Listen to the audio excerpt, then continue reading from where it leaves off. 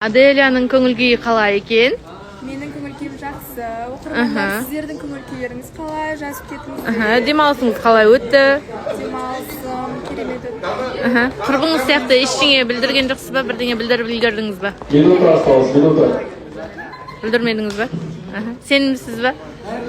Мектепті аяқтағаныңызға қанша уақыт болды? Мектепті аяқтағаныма 3-4 жылдай болды. Сіз 9-дан кеттіңіз ба? Жоқ, 11 класты бітірдім. Сіз қазір 18-десіз. Қанша жасыңызда бітірдіңіз? 16 жасымда бітірдім.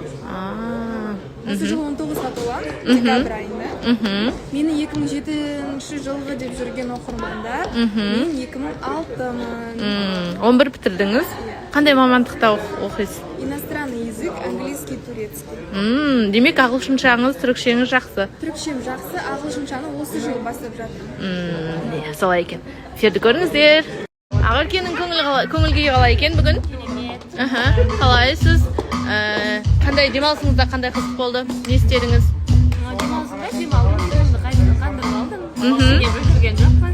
Ешкімге білдірген жоқ. Сізге қатысы жоқ, Оны көреміз эфирде. Видео демалдым. Сіздің мектеп бітіргеніңізге қанша уақыт болды аяқтағаныңызға? 8 жыл болды.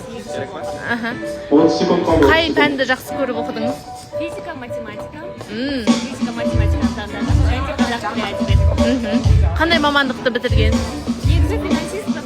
Қаржы мамандығын бітірдім. Қазір бірақ ол бойынша жұмыс жасамаймын. Дейді. Енді не білдірді, білдірмеді ма барлығын эфирде білеміз. Сол үшін міндетті эфирді көріңіздер. Аиданың көңіл-күйі қалай екен? Қайырлы күн, қалдарыңыз қалай? Бәрі керемет, жақсы. Сіздің мектеп бітіргеніңізге қанша уақыт болды? 2019-да бітірдім, 9-дан кеттім. 6 жыл болды. Бірақ класстастарыңыз бен есептесек 4 жыл болды ма? Сонда?